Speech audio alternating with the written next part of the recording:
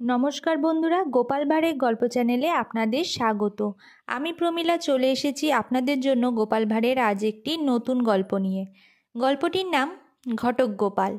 তাহলে চলুন দেরি না করে শুরু করি আজকের গল্প। একসময় গোপাল তার পরিচিত এক ভদ্রলোকের ছেলের বিয়ের ব্যাপারে ঘটকালি করেছিলেন। পাত্রটি যে কানা কনেপক্ষকে গোপাল তা জানাননি। মহা ধুমধামে শুভ লগ্নে বিয়ে হলো। বরকর্তা গোপালকে আড়ালে ডেকে বলল, মশাই, আপনার কেরামতি আছে। আমাদের পাত্র যে কানা তা কনেপক্ষের কেউ টের পায়নি তো? গোপাল বললেন, খেপেছেন, তা যদি জানতো মেয়ের বিয়ে দিত নাকি? বর আর বরযাত্রীদের মেরে তাড়িয়ে পগার পার করে দিত। বরকর্তা গোপালের ওপর খুবই সন্তুষ্ট। সে খুশি হয়ে গোপালের হাতে 100 টাকা ঘটক বিদায় হিসেবে সাম্মানিক দিল। এরপর গোপাল গিয়ে দেখা করলেন পাত্রীপক্ষের কর্তার সঙ্গে। সেও গোপালের ওপর খুবই খুশি। সে আহ্লাদিত হয়ে বলল, ঘটক মশাই, আপনাকে অশেষ ধন্যবাদ।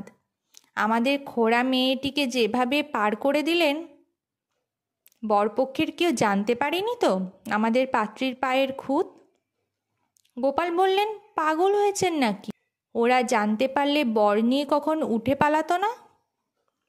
একথা শুনে কনেকর্তা খুবই আহ্লাদিত হয়ে গোপালের হাতে তখনই ঘটকের প্রাপ্য 200 টাকা দিল। উভয় পক্ষের কাছ থেকে প্রাপ্য বুঝে নিয়ে গোপাল এবার ফাঁস করলেন কথাটা।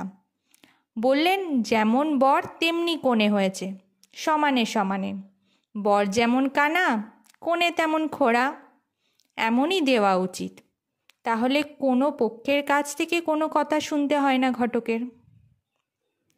তো বন্ধুরা, এই ছিল আজকে আমাদের গোপাল ভাঁড়ের একটি নতুন গল্প, ঘটক গোপাল। গল্পটি যদি আপনাদের ভালো লেগে থাকে অবশ্যই লাইক, শেয়ার, কমেন্ট করবেন এবং চ্যানেলে যদি নতুন হয়ে থাকেন চ্যানেলটিকে সাবস্ক্রাইব করে আমার পাশে থাকবেন। ফিরে আসবো খুব তাড়াতাড়ি নতুন একটি গল্পের সাথে। ধন্যবাদ।